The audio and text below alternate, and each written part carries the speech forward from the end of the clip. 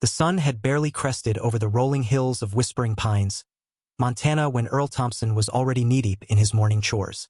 At 75 years old, his body moved more slowly than it once did, but with a deliberate grace that came from decades of the same routine.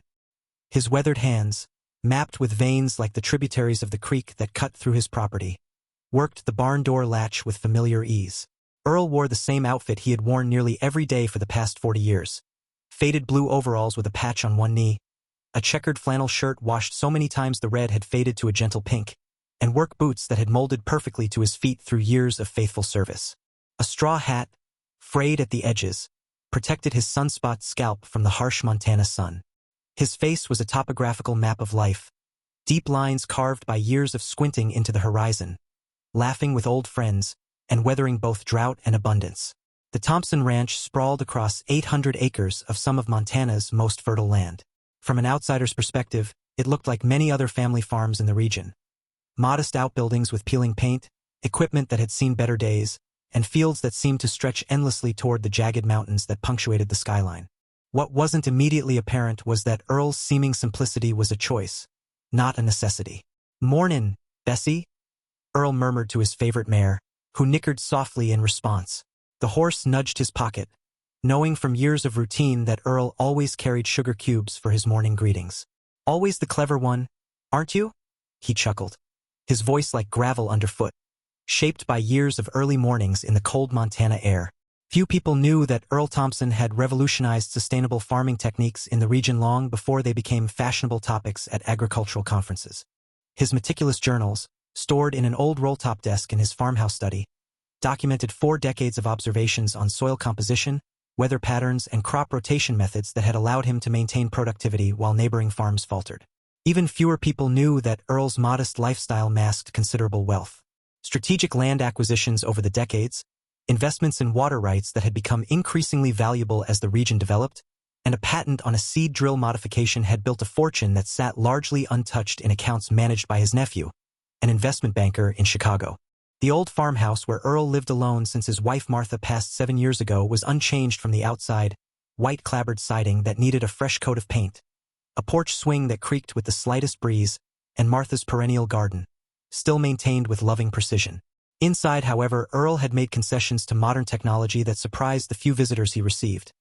A state-of-the-art kitchen, Martha always wanted one, high-speed satellite internet that connected him to agricultural forums around the world, and climate-controlled storage for his extensive collection of historical farming implements. "Just you and me again today, girl," Earl said to Bessie as he led her to the pasture. In the distance, the thundering of hooves caught his attention. The wild Mustangs that roamed the adjacent federal lands were visible on the ridge, their silhouettes proud against the morning sky. One particular stallion, a dappled gray with a distinctive white blaze, seemed to pause and regard Earl before leading the herd in another direction. Earl had been watching this Mustang for months now, noting with concern its increasingly bold ventures onto local ranchlands. Earl's gnarled fingers worked deftly as he checked the fence line, a task he performed daily with religious dedication. His neighbors had taken to using electric fencing, but Earl maintained that there was no substitute for the time-tested method of physical inspection. "Technology fails, but your eyes and hands rarely let you down," he often said, though fewer and fewer young farmers seemed interested in such wisdom these days. By mid-morning, Earl had already accomplished what would have been a full day's work for many men half his age. He walked with a slight stoop, the result of a back injury from his days serving in Vietnam rather than his advanced years. Despite the discomfort that was his constant companion, Earl moved with purpose across his land, stopping occasionally to crumble soil between his fingers or inspect the underside of a leaf for signs of pests or disease. The Thompson Ranch was something of an anomaly in modern agricultural circles. While neighboring operations had consolidated into massive enterprises with GPS-guided equipment and drone monitoring, Earl's methods remained stubbornly hands-on. Yet his crop yields consistently matched or exceeded those of farms 10 times his size, a fact that puzzled agricultural experts who occasionally reached out for interviews Earl politely declined. Secrets. Earl had once told a persistent university researcher. "Ain't no secrets to it. The land tells you what it needs if you just listen long enough." The researcher had left disappointed, looking for complex formulas rather than the lifetime of observation and respect Earl offered. As the sun climbed higher, Earl made his way back to the farmhouse for a simple lunch. On his kitchen table sat an invitation to the annual Montana Agricultural Sciences Conference, where he had been invited, somewhat reluctantly by the organizers, he suspected, to participate in a panel on sustainable farming practices. Earl had attended these conferences for years, quietly sitting in the back, absorbing information while offering little. This year would be different. His nephew had convinced him it was time to share what he knew. Earl looked at his reflection in the small mirror by the door, seeing what others would see. An old man in worn clothes, with soil embedded in the creases of his hands and a face weathered by decades under the open sky. He knew how the academics viewed farmers like him, as relics of a bygone era, practitioners of an art being rapidly replaced by science. What they couldn't see was the complex understanding of ecological systems that Earl carried in his head, or the innovations he had implemented without fanfare or publication. After lunch, Earl settled into his study to review his presentation notes. Unlike the PowerPoint slides and data visualizations that would dominate the conference, Earl had prepared a simple leather-bound portfolio containing hand-drawn diagrams and annotated photographs documenting the transformation of his land over 40 years. It wouldn't impress the technology-focused attendees, but for those with eyes to see, it told a powerful story of regeneration and harmony. As afternoon shadows lengthened across the fields, Earl stepped onto his porch with a mug of coffee, his gaze drawn once again to the ridge where the Mustangs had appeared that morning. Tomorrow would bring the conference and its inevitable challenges, but tonight, there was just this, the land he loved, the life he had built, and the quiet wisdom that came from both. The Gallatin Valley Agricultural Conference Center gleamed in the morning sun, its glass and steel architecture a stark contrast to the surrounding farmland. Earl parked his 20-year-old pickup truck between a shiny Tesla and a brand-new Range Rover in the lot reserved for conference speakers. As he stepped out, his boots leaving small clumps of Montana soil on the pristine pavement, he couldn't help but feel out of place. Earl straightened his one good shirt, a plaid button-up Martha had bought him years ago for special occasions, and adjusted the boa tie that had belonged to his father. He'd polished his boots as best he could, but decades of farm work had permanently shaped the leather. His weathered hands clutched the leather portfolio containing his life's work, knuckles white with a nervousness he hadn't felt since his wedding day 50 years prior. "Name, sir?" asked the young woman at the registration desk, not looking up from her tablet. "Earl Thompson," he replied, his voice steady despite his discomfort. "I'm on the Sustainable Farming Practices panel this afternoon." The woman's eyes flicked up, quickly scanning Earl from his straw hat to his worn boots before returning to her screen. Her smile tightened almost imperceptibly. "Oh yes, Mr. Thompson. Your credentials weren't submitted through our online portal. Do you have any identification?" Earl reached into his back pocket for his wallet, producing his driver's license. The woman examined it longer than necessary before reluctantly printing his name badge. Unlike the sleek, professional badges worn by other presenters, complete with credentials, affiliations, and honorifics, Earl's simply read Earl Thompson, Thompson Ranch. "The main presentations are in Hall A," she said, her tone suggesting she was doing him a favor. "The Sustainable Farming panel has been moved to room C14, which is down that hallway, past the exhibitor area." She was already looking past him to the next person in line, a young man in a crisp suit who she greeted with genuine warmth. Earl made his way through the conference center, acutely aware of the sideways glances as he passed groups of attendees in business casual attire and polished shoes. Conversations quieted as he walked by, only to resume in hushed tones once he'd passed. He'd expected this. It wasn't his first conference, though it was his first time participating as more than an observer. Room C14 turned out to be half the size of the main presentation halls, tucked away in a back corner of the building. Earl arrived 30 minutes early to find Dr. Marcus Webb, the panel moderator and head of agricultural sciences at Montana State University, reviewing presentation materials with two other panelists. Webb glanced up as Earl entered, his expression shifting from engagement to barely concealed disappointment. "Ah, Mr. Thompson," Webb said, emphasizing the Mr. in contrast to the Dr. and professor titles of the other panelists. "I was beginning to wonder if you'd make it. We're just going through the presentation order and time allocations." Earl nodded politely.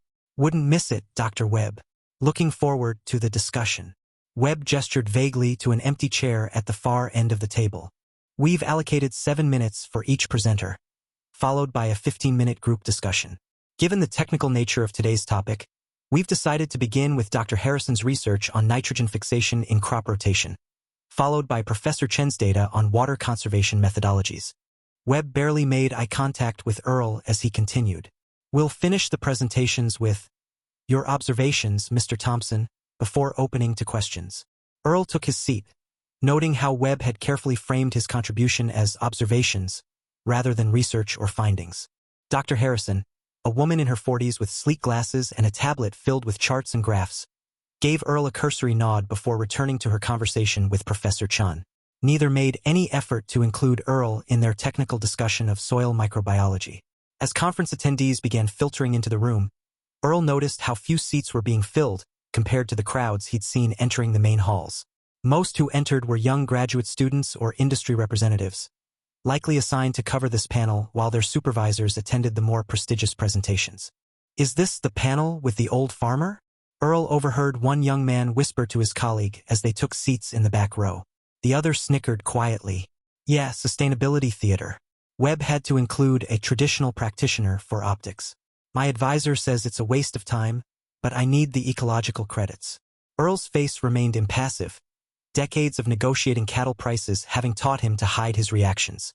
He opened his portfolio and reviewed his hand-drawn maps showing the transformation of his soil quality over 40 years of careful management. The illustrations might lack the polish of computer-generated models, but they told a story these young scientists might benefit from hearing, if they were willing to listen. Dr. Webb called the panel to order precisely at 2:30 p.m., welcoming the sparse audience with the practiced charm of an academic politician. Today we're examining sustainable farming practices through multiple lenses: rigorous scientific research, technological innovation, and, he paused almost imperceptibly, traditional approaches. Dr. Harrison's presentation was slick and data-heavy, her slides showing colorful graphs of crop yields under various rotation schedules. The audience nodded appreciatively at her statistical significance values and multivariate analyses. Professor Chen followed with equally impressive visualizations of water conservation techniques implemented across 3 experimental stations. Questions followed each presentation, technical and specific, with Webb skillfully facilitating the discussion. When Earl's turn came, Webb's introduction was noticeably shorter. And now, Earl Thompson will share some observations from his personal experience running a family farm. Earl stood slowly, his back stiff from the uncomfortable conference chair. Rather than going to the podium with its computer setup, he simply remained at his seat, opening his portfolio so the hand-drawn illustrations faced the audience. Thank you, Dr. Webb, Earl began, his voice stronger than his appearance might suggest. For 43 years, I've worked the same 800 acres in Whispering Pines. This first drawing shows the soil composition when I began, depleted from years of conventional farming by the previous owner. A young man in the second row snickered to his companion, loud enough for Earl to hear. Did he bring his kindergarten art project? Webb made no effort to quiet the disruption, merely offering a tight smile as if sharing in the joke. Earl continued undeterred, explaining how he had systematically rebuilt soil health through careful observation and adaptive management. Without slides or laser pointers, his calloused finger traced the progression across hand-colored soil maps. By integrating livestock with crop rotation and maintaining hedgerows for beneficial insects, we've increased organic matter in our soil from less than 2% to over 8% in 4 decades. Earl explained, his passion evident despite the increasingly restless audience. Excuse me, interrupted a young woman with a laptop emblazoned with corporate logos. Do you have any quantifiable metrics, controlled studies, statistical analyses to support these claims? Before Earl could answer, Webb interjected. I think what Ms. Daniels is asking, Mr. Thompson, is whether your approach is based on anything more than anecdotal evidence. Earl met Webb's gaze directly. The evidence is in 40 years of sustainable yields through drought and flood, without chemical fertilizers, while neighboring farms following best practices have seen declining productivity despite increasing inputs. Correlation isn't causation, called out another audience member. Without proper controls, your observations are scientifically meaningless. Webb nodded in apparent agreement before addressing Earl with false collegiality. What Mr. Thompson offers us is a charming historical perspective on farming practices. However, in today's world of climate change and population pressure, we need evidence-based approaches, not folklore and intuition. A ripple of laughter moved through the small audience. Earl noticed a few attendees had begun checking their phones or quietly gathering their belongings, having decided his contribution wasn't worth their time. With all due respect, Dr. Webb, Earl said calmly, there's a difference between evidence and data. My land provides evidence that these methods work. That they haven't been run through your particular analytical frameworks doesn't make them any less real. Webb's smile tightened. Well, we appreciate your perspective, Mr. Thompson. In the interest of time, perhaps we should move to our group discussion portion. He turned away from Earl before he had finished his presentation, effectively dismissing the remaining points Earl had prepared. As the panel shifted to discussion, Earl noticed how Webb directed all substantial questions to Harrison and Chen, relegating him to the periphery of the conversation. When Earl attempted to address a question about drought resilience, a topic he had navigated successfully through 3 major drought cycles, Webb smoothly redirected the discussion to Chen's irrigation technology research. By the time the panel concluded, Earl hadn't spoken in over 20 minutes. As attendees quickly filtered out, several approached Harrison and Chen with follow-up questions and business cards. Earl gathered his portfolio, noting that not a single person had asked to see his documentation more closely. Thank you for joining us, Mr. Thompson, Webb said perfunctorily as he packed up his tablet. It's always good to include diverse perspectives, even if they're not quite aligned with current methodologies. Earl nodded, his dignity intact despite the dismissal. Always happy to share what I've learned, Dr. Webb. The invitation is open if you'd ever like to see these results firsthand. Webb's response was non-committal. Of course. Perhaps someday when the semester winds down. His attention was already elsewhere, focusing on a conversation between Harrison and a representative from an agricultural technology company across the room. As Earl walked out of the nearly empty conference room, he overheard one final comment from a young researcher to his colleague. Can you believe they put that old farmer on the same panel as Harrison and Chan? It's like comparing astrology to astronomy. Earl stepped out into the afternoon sun, his truck now standing alone among luxury vehicles in the speaker parking area.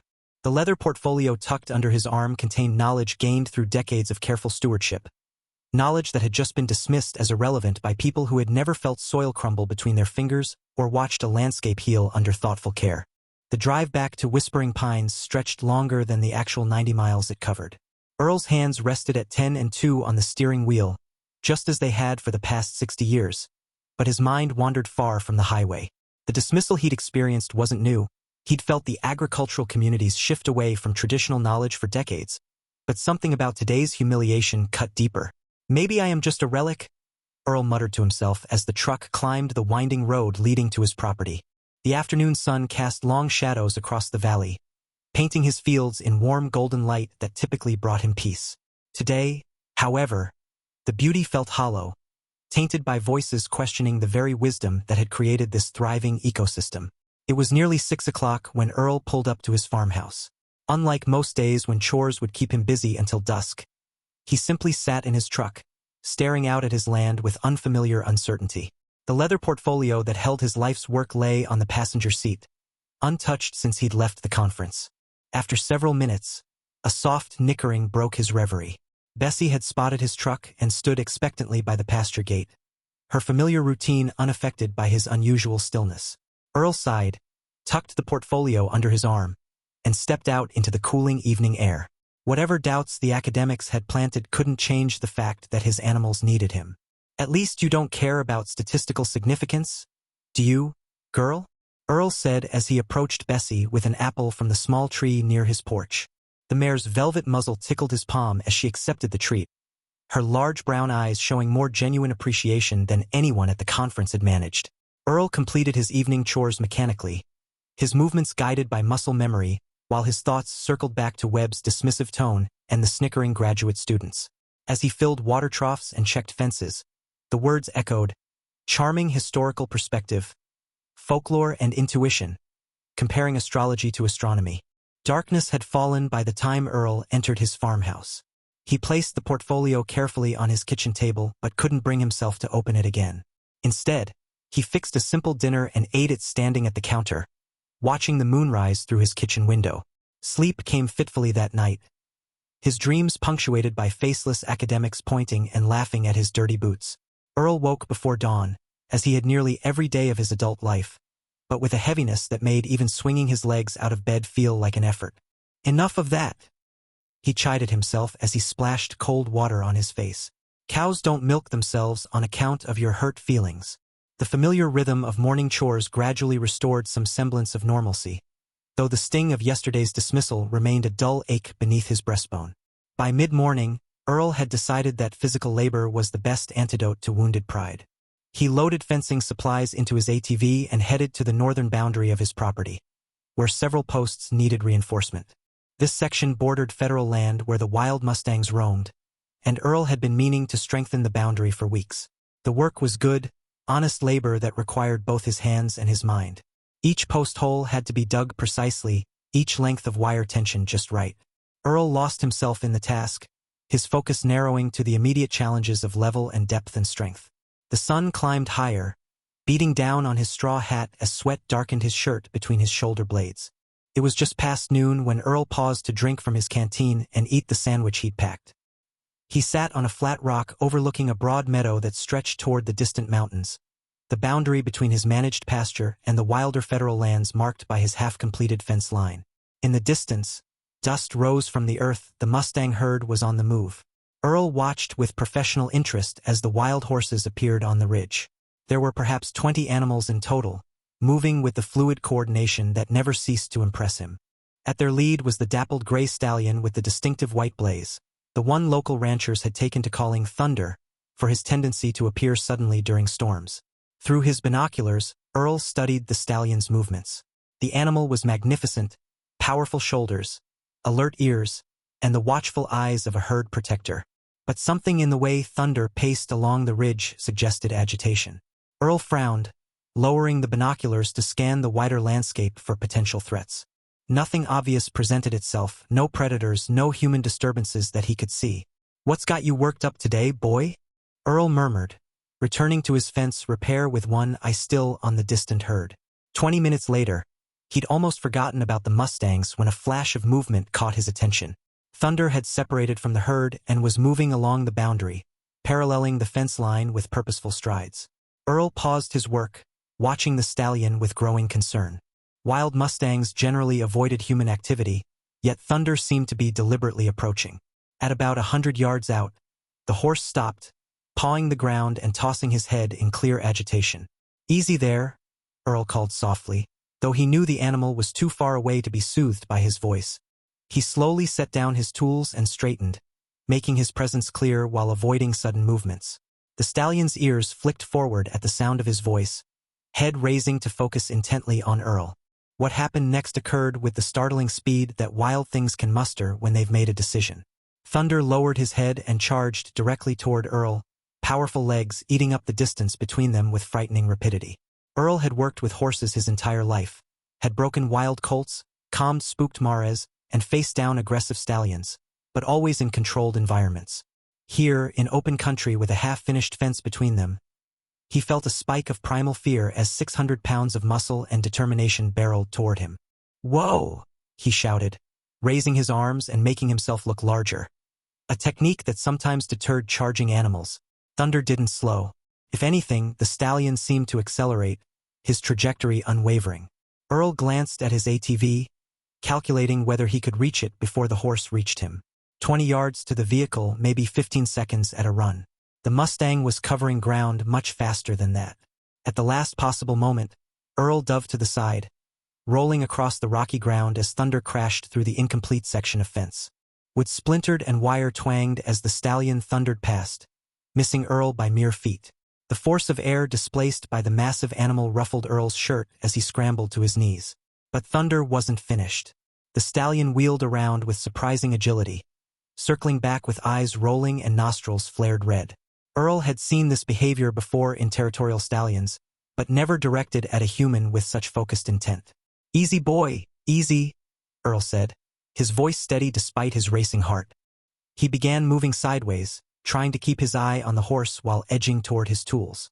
If he could reach the fencing hammer, he'd at least have something to defend himself with. Thunder pawed the ground again, head lowering in preparation for another charge. Earl's back pressed against the solid section of fence he'd completed earlier, cutting off his escape route.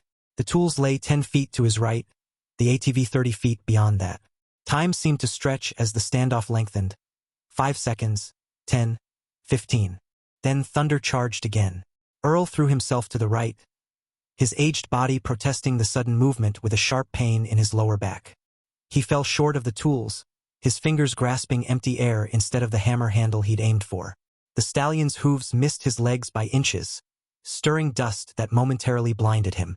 Before Earl could regain his footing, he felt rather than saw the horse wheeling around for another pass. The ground trembled beneath him as thunder circled, keeping Earl pinned against the fence line.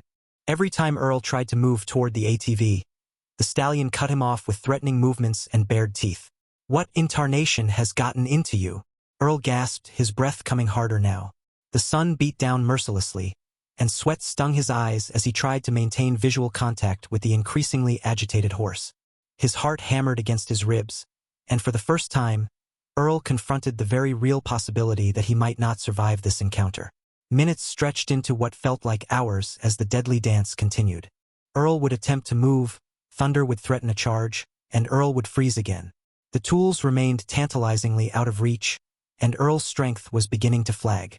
His right knee, injured decades ago in a tractor accident, throbbed painfully, and the back pain from his earlier dive made each movement an exercise in endurance.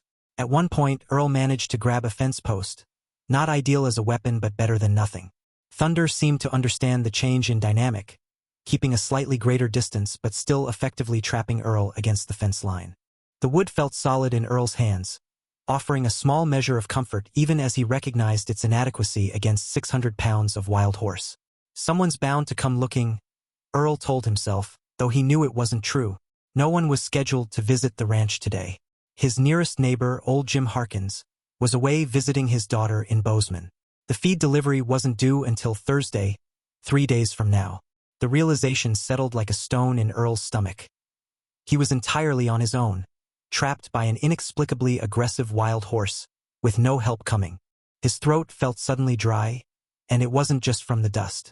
2 hours into the standoff, Earl's options were dwindling with the afternoon sunlight. His arms trembled from maintaining the defensive posture with the fence post. Thirst clawed at his throat, the canteen hanging uselessly from the ATV's handlebar. Worst of all, thunder showed no signs of losing interest or energy. "Lord, give me strength," Earl whispered, calculating his odds for a desperate dash to the ATV. They weren't good. His knee had stiffened to the point where running was questionable, and Thunder had demonstrated his superior speed multiple times already. It was in this moment of desperation that Earl spotted movement on the ridge where the Mustang herd had disappeared hours earlier. At first, he thought the rest of the herd was returning, perhaps drawn by Thunder's prolonged absence. But as he squinted against the sun, he realized this was something else entirely. A single rider on horseback, small against the vast landscape but moving with purpose toward his position. "Hey!" Earl called out, his voice cracking with dryness. "Over here!" He waved the fence post, hoping to catch the rider's attention without further provoking Thunder, who had gone eerily still at the appearance of the newcomer. The rider changed course slightly, now clearly heading in Earl's direction. Through the heat shimmer rising from the ground, Earl couldn't make out details, but the approaching figure appeared unusually small for a mounted adult. A child, perhaps? The notion brought fresh worry. He didn't want anyone else, especially a youngster, in danger from the aggressive stallion. "Stay back!" he shouted as the rider drew nearer, waving his free arm in warning. "Dangerous horse!" But the rider continued forward, now close enough for Earl to see it was indeed a child. A girl, maybe 12 years old, mounted on a chestnut quarter horse that moved with the confidence of a well-trained animal. Her red hair blazed in the afternoon sun, pulled back in a practical braid that hung down her back. Thunder swung his attention between Earl and the newcomers, his agitation visibly increasing. The stallion pawed the ground furiously, torn between maintaining his intimidation of Earl and addressing this new potential threat. "Get away, girl!" Earl called desperately. "He's wild. Dangerous." Instead of retreating, the girl brought her horse to a halt about 50 yards away, close enough to assess the situation but maintaining a safer distance than Earl had managed. She sat straight in her saddle, studying Thunder with an intensity that seemed beyond her years. Earl's fear now was entirely for the child. His own predicament paled in comparison to the thought of the Mustang charging her. "Please," he called, his voice breaking. "Go get help. Don't try to handle this yourself." The girl made no reply. Instead, to Earl's astonishment, she began to sing, a soft, melodic tune that carried clearly across the distance between them. Her voice was high and sweet, somehow both childlike and ancient in its quality. The tune was unfamiliar to Earl, wordless but patterned in a way that caught and held attention. Most astonishing of all was Thunder's reaction. The stallion's ears, which had been laid flat against his head in aggression, slowly pivoted forward. His frantic pawing ceased, and his head lifted, nostrils flaring as if scenting the music itself. The melody seemed to float across the sun-baked field, wrapping around Thunder like an invisible rope. Earl watched, barely breathing, as the wild stallion's aggressive posture gradually softened.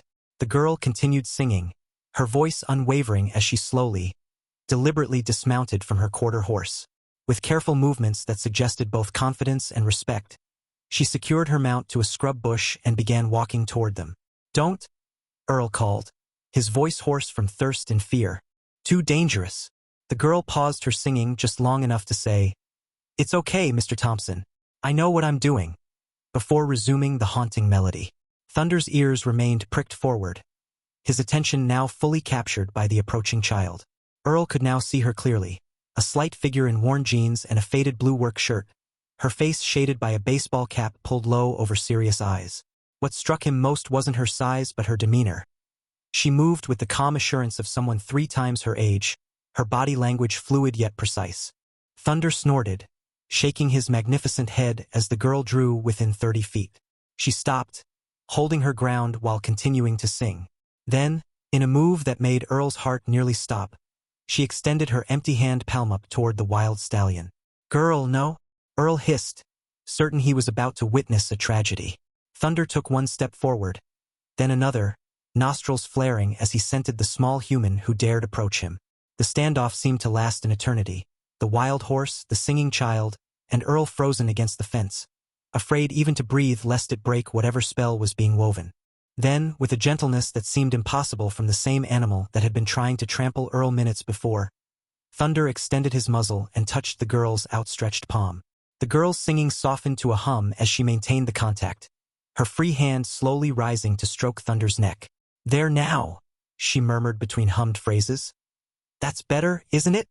No need for all that fuss." Earl watched in stunned silence as the girl gradually moved her hands along Thunder's neck and shoulder, speaking to him in low tones that mixed English with something that sounded like singing. The stallion remained unnaturally still, occasionally blowing soft breaths through his nostrils but showing none of the previous aggression. "You can put down the fence post now, Mr. Thompson," the girl said without taking her eyes off Thunder. "He won't charge again." Earl realized he was still clutching the wooden stake in a white-knuckled grip. Slowly, he lowered it to the ground, wincing as his stiffened muscles protested the movement. "How did you?" His question trailed off, too many words crowding his mind at once. "I need to check his left front hoof," the girl said instead of answering. "I think that's what's been making him so ornery." With methodical movements that spoke of practice beyond her years, she ran her hands down Thunder's leg, gently lifting the massive hoof when she reached it. The stallion complied as if he'd been handled all his life, though Earl knew no human hand had touched him since the BLM roundups 3 years earlier. "Just as I thought," the girl murmured, examining the hoof. "There's a stone wedged in deep, probably been there for days." She reached into her pocket and produced a small hoof pick, working with practiced precision to dislodge the stone. Thunder shifted his weight but remained remarkably calm as she completed the procedure. When she finally released his hoof, Thunder shook himself all over, as if shedding the last of his aggression along with the pain. The transformation was astonishing. The wildeed, threatening beast was gone, replaced by a wary but calm Mustang who regarded the girl with what Earl could only describe as respect. "He should be fine now," she said, patting Thunder's shoulder firmly before stepping back. The stallion remained where he was for a long moment, regarding both humans with intelligent eyes, before turning and trotting away toward the ridge where his herd waited. No charging, no threatening, just a dignified departure. Earl slumped against the fence post, the adrenaline that had kept him upright suddenly draining away. "I don't know who you are, young lady, but you just saved my life." The girl approached, offering his canteen that she'd retrieved from the ATV. "I'm Sophie Miller. My family has the Double M Ranch on the other side of Elk Creek Valley." She watched as Earl gratefully drank, her expression serious beyond her years. "I've been watching you work with your horses for about 2 years now." Earl lowered the canteen, studying her with new interest. Watching me? Sophie nodded, a hint of color touching her cheeks. From the ridge mostly with binoculars. Sometimes I ride over when I know you're working in the south pasture. I hope you don't mind, but... She hesitated, then continued with quiet conviction. Nobody works with animals the way you do, Mr. Thompson. Before Earl could respond, the rumble of approaching vehicles caught their attention. 3 SUVs appeared on the dirt road leading to his northern pasture, dust billowing behind them as they bounced over the uneven terrain. That'll be the conference tour, Earl said, suddenly remembering that Webb had organized a field trip to showcase innovative agricultural installations in the region. His property wasn't on the itinerary. Apparently, his methods weren't considered innovative enough, but the route to the Hillerman experimental station passed near his boundary. Sophie helped Earl to his feet, supporting his weight as his stiffened knee threatened to buckle. You're hurt. Nothing serious, Earl assured her, though each step sent lancing pain through his back and knee. Just an old man who's been playing statue too long. The vehicles drew closer, finally stopping about 50 yards from where Earl and Sophie stood beside the damaged fence. Dr. Marcus Webb emerged from the lead SUV, his expression shifting from annoyance to surprise when he recognized Earl. Thompson? What are you doing out here? Webb called as he approached, followed by a group of conference attendees including Dr. Harrison and Professor Chun. We saw the Mustang from the road. Dangerous situation to put yourself in. Earl straightened as best he could, unwilling to appear vulnerable before the man who had dismissed him so thoroughly the day before. Just some fence repair that got complicated. Nothing to concern yourself with. He nodded toward Sophie. Miss Miller here helped me out of a tight spot. Webb's eyes flicked to Sophie, dismissive in their brief assessment of the child before returning to Earl. We're on our way to the Hillerman station to see their drone-managed grazing system. Cutting-edge stuff. They're using AI to optimize herd movements across the landscape. His tone carried the clear implication that this was what real innovation looked like, not Earl's fence mending and horse whispering. I saw the Mustang charge, said one of the attendees, a younger man with an expensive camera hanging around his neck. That was incredible how the girl calmed it down. I got some shots from the road. He turned to Sophie with genuine interest. Where did you learn to do that? Before Sophie could answer, Webb interjected with a dismissive wave. Local children often grow up around horses. Nothing extraordinary about basic animal handling skills. He checked his watch pointedly. We should get moving if we want to see the automated irrigation demonstration. Actually, Sophie said, her voice quiet but surprisingly firm, what I did wasn't basic handling. It was Mr. Thompson's method. The group, already turning back toward their vehicles, paused. Webb raised an eyebrow. Excuse me? Sophie took a small step forward, her chin lifting slightly though her hands betrayed her nervousness, twisting the hem of her shirt. I said I was using Mr. Thompson's method. I've been studying how he works with animals for 2 years now. The singing technique, the body positioning, the pressure points, it's all from watching him. An uncomfortable silence fell over the group. Webb's expression tightened, caught between dismissing a child and acknowledging her clear demonstration of effective technique with a wild animal. It's true, came another voice from the back of the group. A woman in her 30s stepped forward, tablet in hand. I recorded the whole thing from the road. The girl has extraordinary skill, and if she learned it from observing Mr. Thompson. She looked at Earl with new interest. Well, that suggests there's something to his methods that deserves closer examination. I've never seen anyone handle a Mustang like that, added another attendee. This one wearing a National Park Service uniform. Not even our most experienced rangers. The Bureau of Land Management has been trying to develop better handling protocols for wild horse management for years. Earl felt Sophie's small hand slip into his, a gesture of solidarity that touched him deeply. The girl squeezed once, then stepped forward to address the group with surprising poise. Mr. Thompson doesn't just train horses or grow crops, she said, her voice gaining strength. He listens to the land and the animals. He knows things that aren't in books. She turned to look up at Earl, admiration clear in her eyes. I've read all the manuals on horse training and animal behavior my parents could order for me. None of them explain what Mr. Thompson does by instinct. The crowd stirred, several members exchanging glances or murmuring to each other. Webb stood stiffly, his academic authority suddenly challenged by the unfolding scene.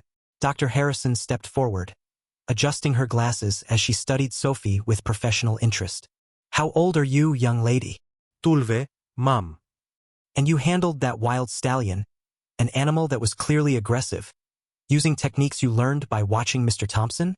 Sophie nodded firmly. Yes, ma'am. I've been keeping journals about it. A touch of pride entered her voice. I have 3 notebooks filled with observations and diagrams of his methods. Harrison turned to Earl, reassessing him with new eyes. Mr. Thompson, it seems we may have underestimated the systematic nature of your approach. If your techniques can be observed, documented, and successfully replicated by a child, there must be a structured methodology at work, whether formalized or not. Earl felt a strange lightness in his chest. Not vindication exactly, but something close to it. I never claimed it wasn't systematic, Dr. Harrison. Just that my system doesn't fit neatly into your measurement tools. The man with the camera stepped closer to Sophie. Would you be willing to show us your notebooks? With your parents' permission, of course.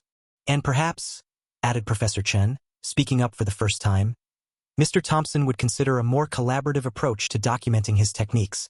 There may be valuable knowledge there that could benefit from academic rigor without losing its practical wisdom. Webb cleared his throat, clearly uncomfortable with the direction the conversation had taken. We're on a schedule, people. The Hillerman demonstration can wait, interrupted one of the other attendees, a white-haired woman Earl recognized as the dean of the Agricultural College. Marcus, I think we're witnessing something more valuable than another tech demonstration. This is exactly the kind of knowledge integration the Sustainability Initiative was created to explore. Webb's mouth tightened, but he nodded stiffly. Of course, Dean Watkins. If you think this is worthwhile. I do, the dean said firmly. She approached Earl and Sophie, extending her hand first to the girl, then to Earl. I'm Elena Watkins. I've been pushing our department to incorporate more traditional ecological knowledge into our curriculum for years. What I just witnessed suggests Mr. Thompson's approaches might be exactly the kind of bridge between traditional practice and modern science that we've been looking for. As the group gathered closer, peppering Sophie with questions about Thunder's behavior and Earl's techniques, Earl caught Webb's eye over the crowd. The agricultural scientist's expression was complex, frustration mingled with reluctant reassessment.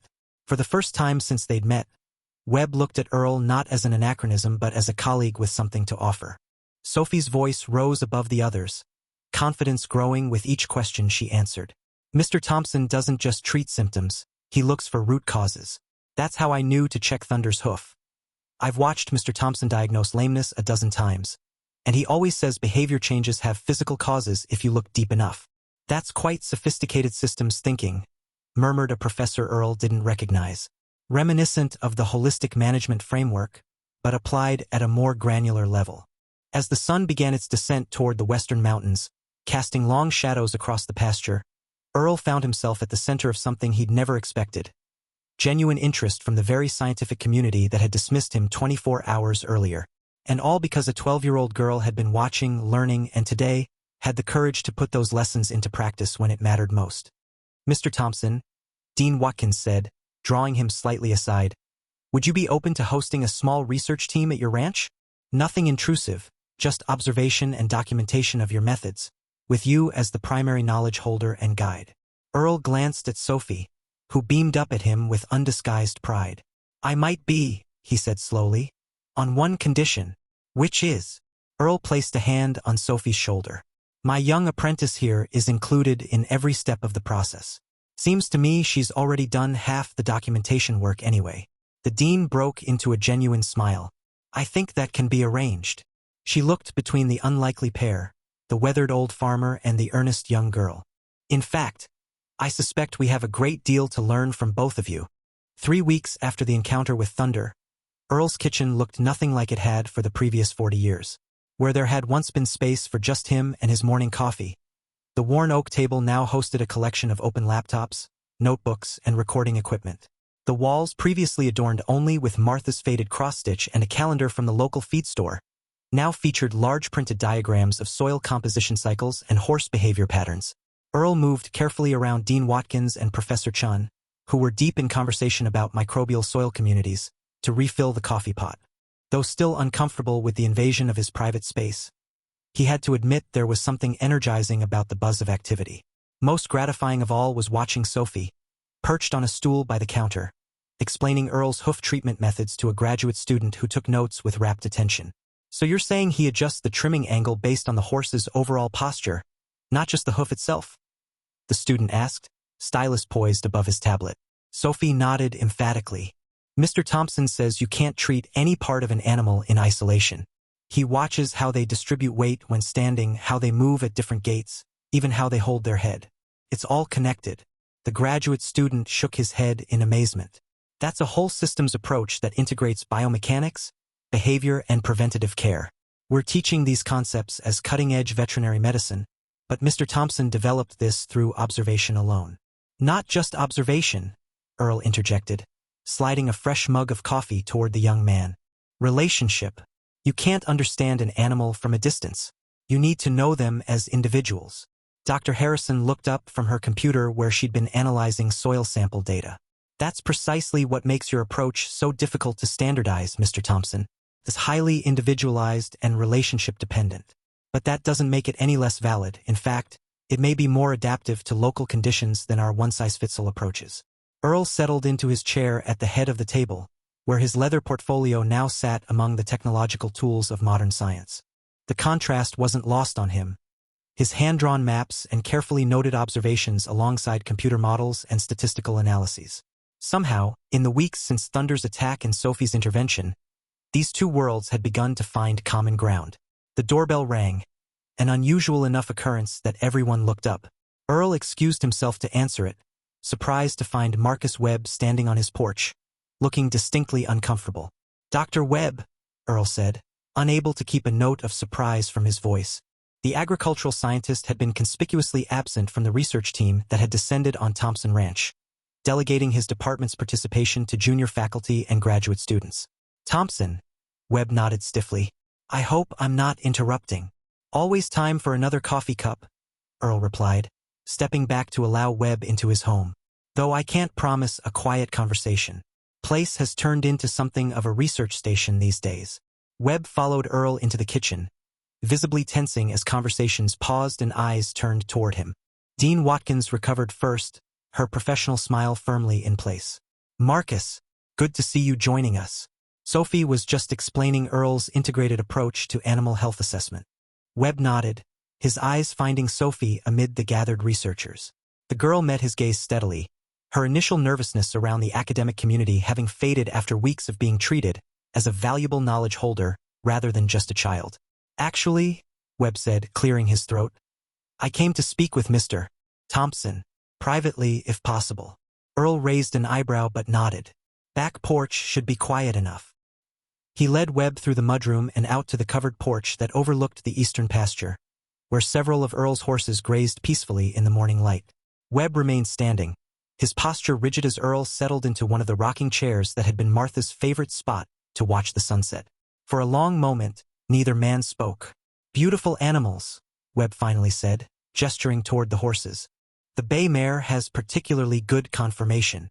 "That's Cassie," Earl replied. "Smart as a whip and gentle with foals.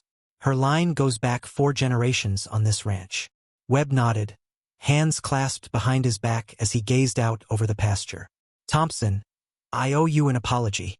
Earl's rocking chair creaked softly as he continued its gentle motion, saying nothing, allowing the scientist the space to continue.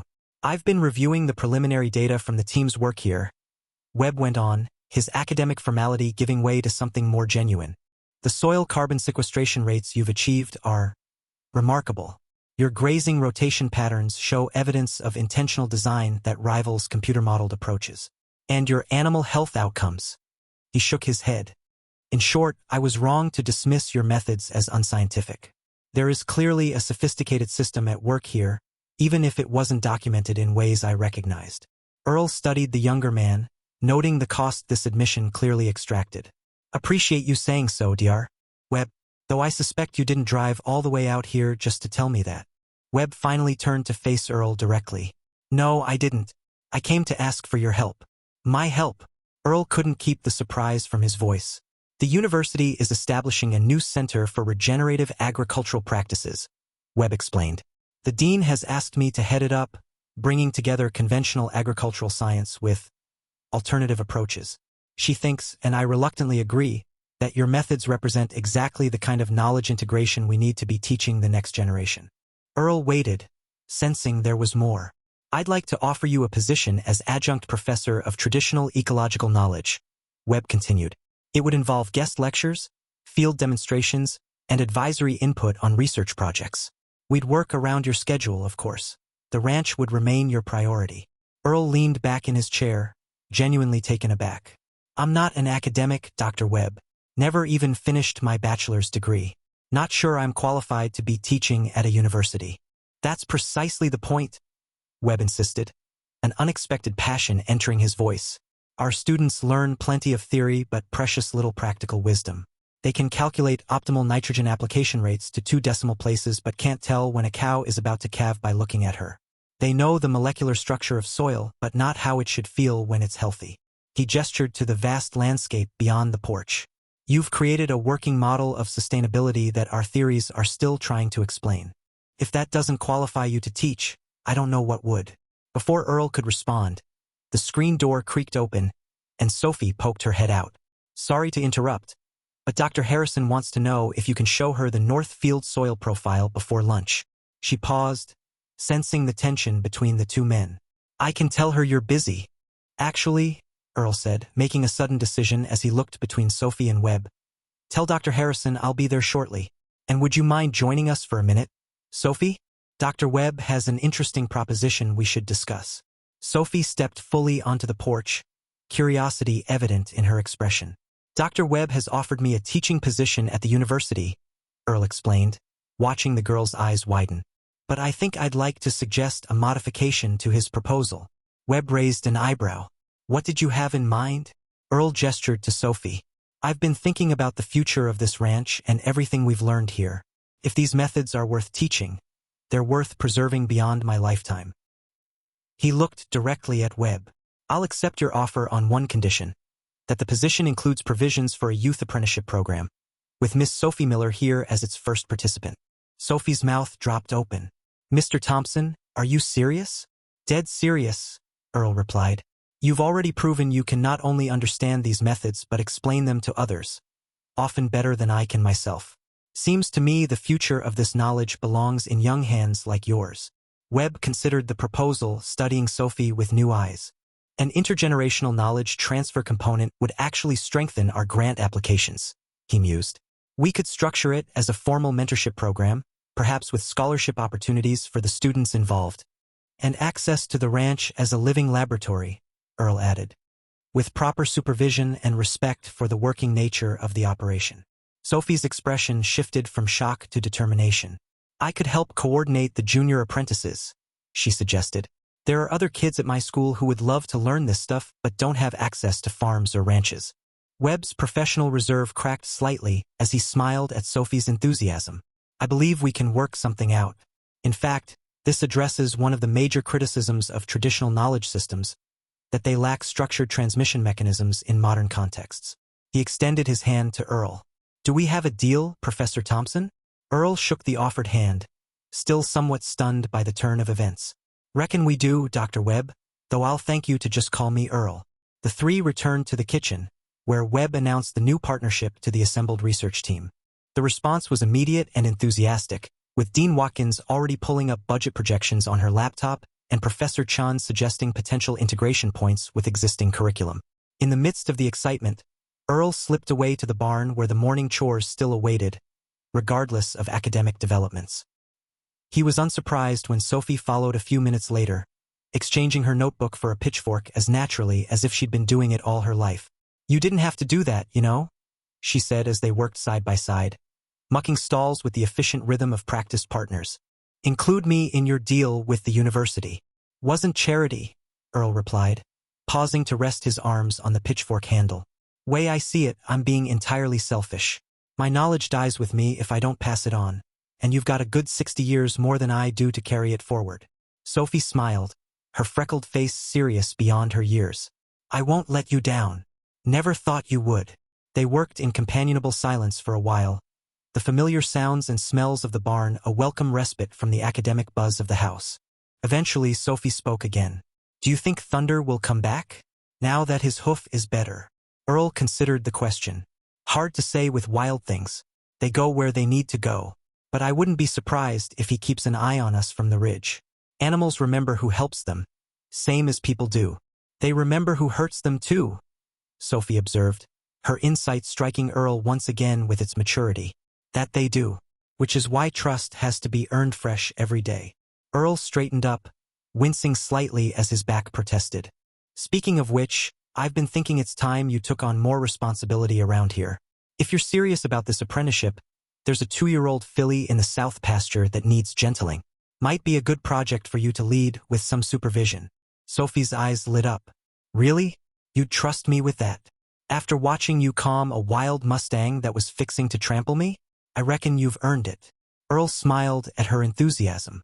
Besides, might be good practice for when you're teaching university students twice your age how to approach an animal properly.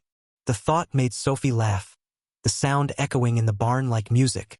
Can you imagine Dr. Webb trying to gentle a filly? In his pressed shirts and polished shoes. You'd be surprised, Earl said thoughtfully. Man's got more layers than he lets on.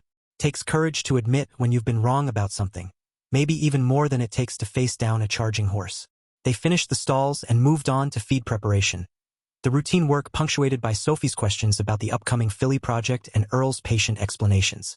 From the house, they could hear the continued discussions of the research team, occasionally seeing someone emerge onto the porch with a phone to their ear, enthusiastically describing some new finding.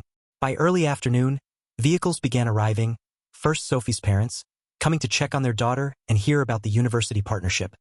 Then local farmers and ranchers who had heard through the rural grapevine that something significant was happening at Thompson Ranch. Earl found himself hosting an impromptu gathering that spilled from the kitchen onto the front lawn, with Sophie proudly leading tours of the barn and demonstration areas the research team had established. As the afternoon sun began its western descent, Earl stood on the porch steps, watching as Sophie demonstrated to a group of neighboring children how to approach a nervous horse. Her movements were a mirror of Earl's own techniques, but with a youthful energy that brought fresh life to the ancient wisdom. The watching adults, parents, researchers, and local ranchers alike, observed with varying expressions of interest and respect. Dr. Webb appeared at Earl's side, his earlier stiffness replaced by a thoughtful demeanor. She's quite remarkable, he said, nodding toward Sophie. I can see why you insisted on including her in our arrangement. She saved my life, Earl replied simply. Seems only fair I help her build hers. Webb nodded, his gaze shifting to encompass the entire scene. The gathering of diverse knowledge holders, the eager children, the land stretching beyond them sustaining it all. What we're creating here, Thompson, Earl, it's more than just a research project or an educational program.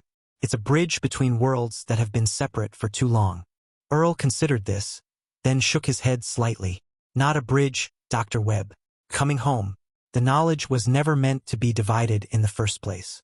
The land doesn't care about our degrees or our traditions. It responds to understanding whatever form it takes. As if to punctuate his point, a movement on the distant ridge caught their attention. There, silhouetted against the afternoon sky, stood a lone figure, the distinctive shape of Thunder, the dappled stallion, watching the gathering from his wild vantage point. Earl raised a hand in silent acknowledgement, and for a brief moment, the Mustang remained, returning the gaze of the old farmer whose life had become unexpectedly intertwined with his own. Then, with a toss of his proud head, Thunder turned and disappeared over the ridge, returning to the freedom of the open range, whole once more. 1 year later, Earl Thompson stood at the podium of the Montana Agricultural Sciences Conference's main hall, the same venue where he had once been relegated to a back corner and dismissed as irrelevant. The room was filled to capacity, with attendees spilling into the hallway, all gathered to hear the keynote presentation from the now famous duo known in agricultural circles as the Farmer and the Prodigy. I don't have slides or charts to show you today, Earl began, his voice stronger and more confident than it had been in years. Instead, I'd like to introduce someone who represents the future of what we've been building together this past year. Sophie stepped forward, no longer the nervous 12-year-old, but a poised 13-year-old in a practical button-up shirt with the new Thompson Ranch Apprenticeship Program logo embroidered on the pocket. The audience applauded warmly, many having read about her remarkable rescue in the articles that had spread through agricultural publications across the country. Mr. Thompson taught me that wisdom doesn't always come in the packages we expect. Sophie addressed the crowd, her clear voice carrying to the back of the hall. Sometimes it comes in worn boots and faded overalls. Sometimes it comes through the hands of someone who's worked the same land for 40 years. And sometimes, she smiled. It comes from a rogue Mustang who just needed someone to understand his pain. The Thompson Youth Apprenticeship Program had already accepted its first class of 12 students, ranging from 10 to 17 years old. The university's Center for Regenerative Agricultural Practices had secured major grant funding, with Earl's methods now documented in an open-source curriculum being adopted by agricultural programs across the country. More remarkably, Thunder and his herd had become part of a groundbreaking study on wild horse behavior, with Sophie leading a youth observation team that was developing new, humane management approaches based on Earl's techniques. As Earl looked out over the audience, at the faces of academics and farmers, researchers and ranchers, all united in their respect for the knowledge he'd nearly taken to his grave, he felt a deep sense of completion. The land would continue to be cared for, the animals would continue to be understood, and the wisdom he'd gathered over a lifetime would live on in Sophie and the young apprentices who would follow her. The greatest transformation, Earl concluded, his weathered hand resting lightly on Sophie's shoulder, isn't in how the world sees me or even in how our work is now valued by science. It's in knowing that what I've learned won't die with me. True wisdom never belongs to just one person. It belongs to those willing to listen, to learn, and to carry it forward. As they left the stage to a standing ovation, Earl caught sight of Dr. Webb nodding in profound agreement, the former adversary now one of their strongest allies. Some transformations, Earl reflected, come when we least expect them, often through the most unlikely saviors.